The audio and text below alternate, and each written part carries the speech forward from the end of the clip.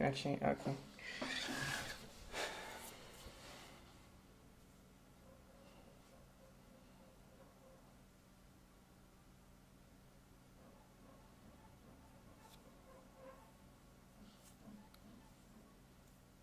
Yo. Okay.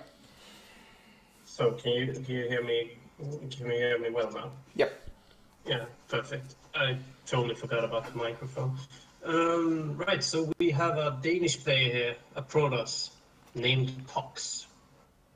Ever heard of him before? I have not. I checked his statistics and he finished like top 30 Grandmaster last season, which is really good. Yeah, that is really good. I am a bit surprised that I haven't seen him before. Plays I mean, 32 or something. Oh. yeah, I've seen a bunch of Danish players recently, but And we Pox. are go. All So, right, so in the top right position, playing as Terran, it is so.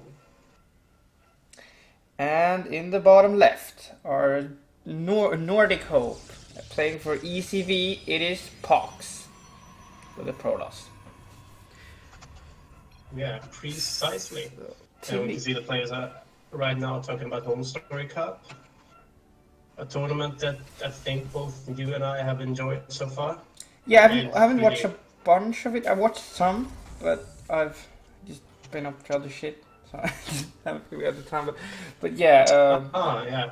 I've been watching a ton of it, and I mean, it is the most fun tournament on the scene, I have to say. I really like the friendly atmosphere, the home feeling, you know, where all the yeah, players are sitting on below the same roof and talk to each other, drink a lot, and play some games. yeah. It's really, it feels really casual, like laid back, Yeah, but exactly. also really But fun. still, $10,000 in the prize pool.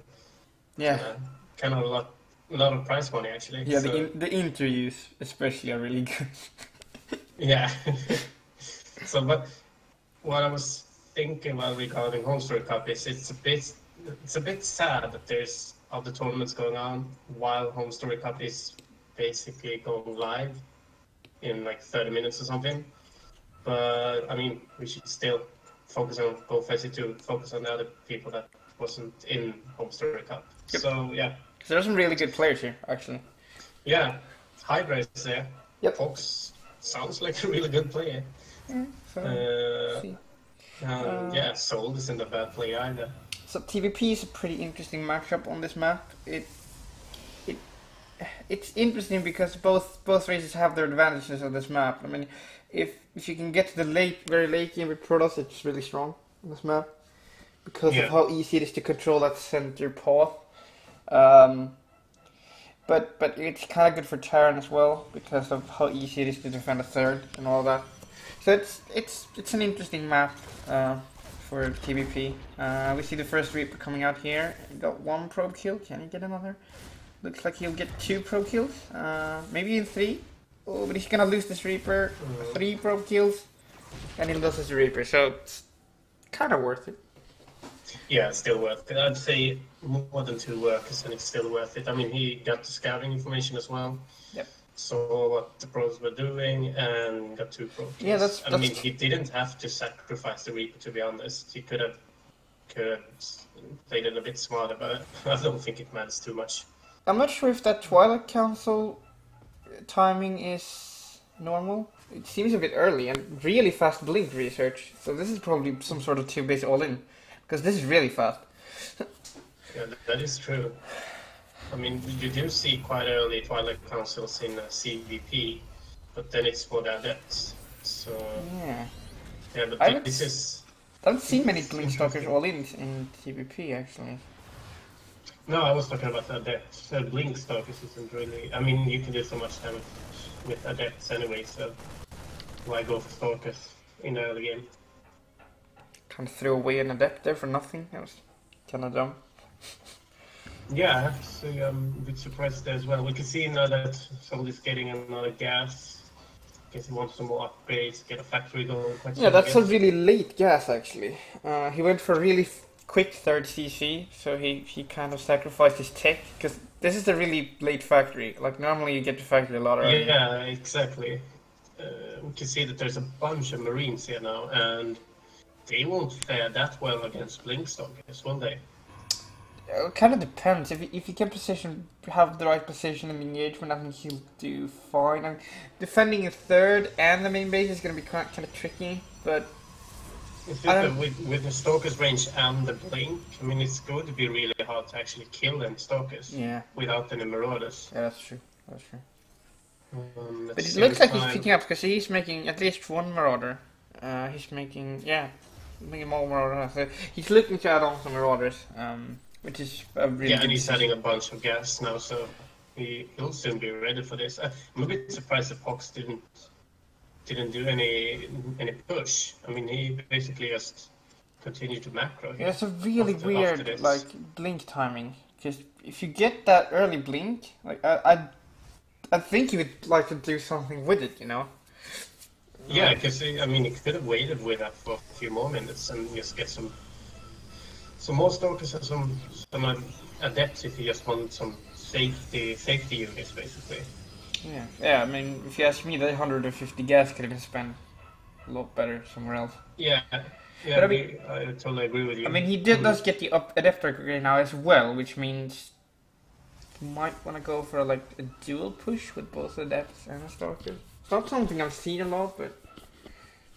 We can see that he's getting a bunch of observers here. I mean, he's churned out 3 already, pumping them out, sending them across the map. So there's a lot of gas going into observers as well. Yeah, it's just kind of weird. We'll see. A little bit unorthodox, I have to say, yeah. But I mean, top 30 GM has to have some kind of plan, right? Yeah, we feel like he should have, but. Precisely. What's he thinking about this? Is he going to go for a drop quite soon? Yeah, he should. He should be annoying. Doesn't look like it. I mean, it looks like a very standard biomine composition on my term thing. It's like nothing out of the ordinary. So he's actually moving out now. Do you think he can do anything against this? I mean, we can see that Pox is actually going to. It kind of depends. Oh, he can't lose medivacs. He loses 1 medivac, but that blink is really aggressive. Yes, still the Stalkers are really fast. He loses 1. Yeah. I gotta say that was really worth it anyway. Yeah, Besides, these Marines are stemmed now, and he has a 1 medivac, so they will be low on health for quite a while. Yep. This medivac is not going to have any energy left. I mean, if we look at eco, about this war lane, by the way. Well, you might as well kind of. Is that so? I mean, isn't that prone to? Oh yeah, we see an engage here now. It's not going to go well. Much. Some really nice blink Stalker micro. Really push it. He did nothing with that. No, he got like 2 or 3 Stalkers, I guess. That was a bit. Yeah. A bit surprising. But yeah, still, regarding this wall off, for me, this is like a really nice thing for pros to pick up with Stalkers and maybe a Death Fall or 2. I mean, he can just siege this and pick them off. He doesn't want the Deaths in his base, so I sort of get it, but yeah, it is kind of weird. I've seen the wall between the bases, which is really popular. Like you see, he has a wall down to his natural. Because for me, it's a lot more optimal to use like at least 1 or 2 production buildings. Just not having like 75% of your supply in one place. Yeah. But yeah. Fair enough. There might be some thought.